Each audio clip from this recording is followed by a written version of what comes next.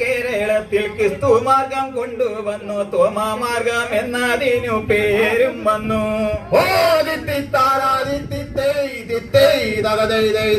തോമാശ്രീക നമ്മുടെ നാട്ടിൽ 52 വന്നണഞ്ഞു. പള്ളികളെ സ്ഥാപിച്ചെന്നാൽ 7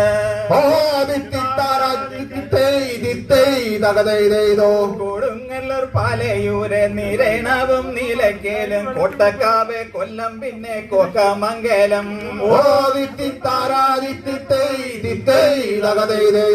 പള്ളി എന്നാൽ കെട്ടിടമല്ല അറിഞ്ഞിടം നന്നായി. ഇന്ന് തോമാശ്ലീഹ കെട്ടിടമൊന്നും പണിതതില്ല.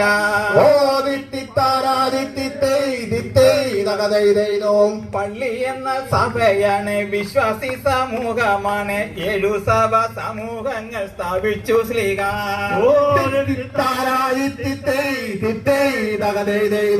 കടന്നുപോയി കാലങ്ങളും വിശ്വാസികൾക്കെണ്ണം കൂടി തോമാമക്കൾ പുതുസ്ഥലം തേടി യാത്രയാ.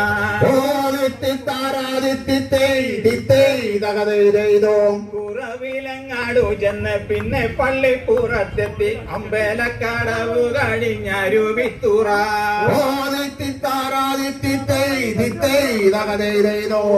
പുതുക്കാട് പുത്തൻചീറ ചമ്പക്കുളം അകപ്പറമ്പ് മറ്റേ മുട്ടുംചീറ പിന്നെ കാടും തുരുത്തി.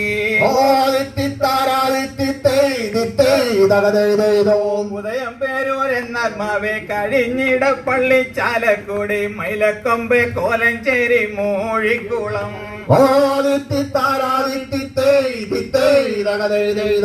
തോമാമക്കൾ എത്തിച്ചേർന്നു. ക്രിസ്തു മാർഗം വളർന്നല്ലോ. തോമാമാർഗം നാടെങ്ങും പ്രസിദ്ധമായി.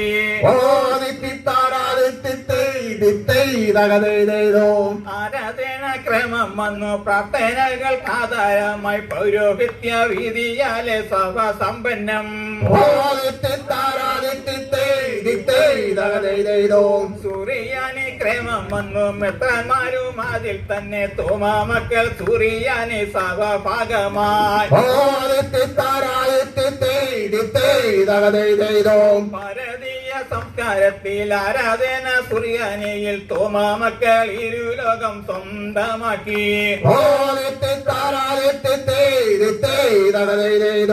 വിശ്വാസ നിയമം തന്നെ പ്രാർത്ഥനയ്ക്കാധീനമാക്കി. തോമാമക്കൾ കേരളത്തിൽ വ്യക്തിത്വം നേടി.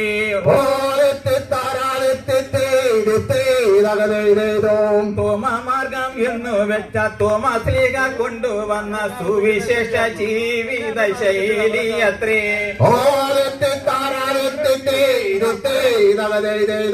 തോമാമക്കൾ കൂടി കൂടി MP എന്ന സംസ്ഥാനത്തെ ഭോപ്പാൽ എന്ന പട്ടണത്തിൽ എത്തിച്ചേർന്നു.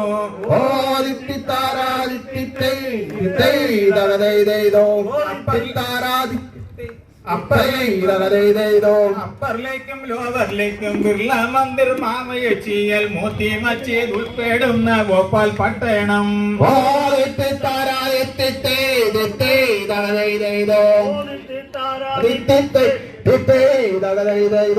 വിശ്വാസികൾക്കെണ്ണം കൂടി പള്ളികൾ പണി തുടങ്ങി. ആശ്രമങ്ങളും പിന്നെ പള്ളിക്കൂടവും.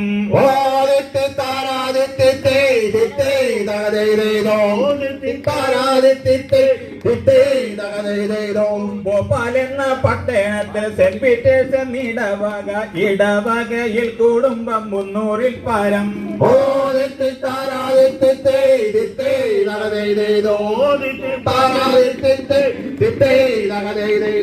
മുന്നൂറിൽ പരം കുടുംബം 1000-ൽ പരം വ്യക്തികൾക്ക് ഇടം നൽകി മത്തോമ പള്ളി.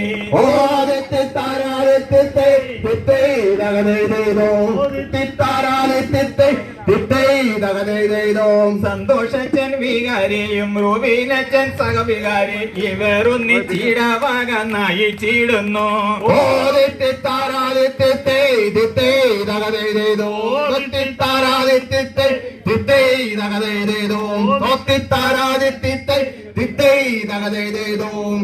ഈ സന്തോഷം നിൽക്കാൻ നിങ്ങളെല്ലാം പ്രാർത്ഥിക്കണം എന്നു സ്നേഹത്തോടെ ഞങ്ങൾ നീരച്ചിട്ടാട്ട്.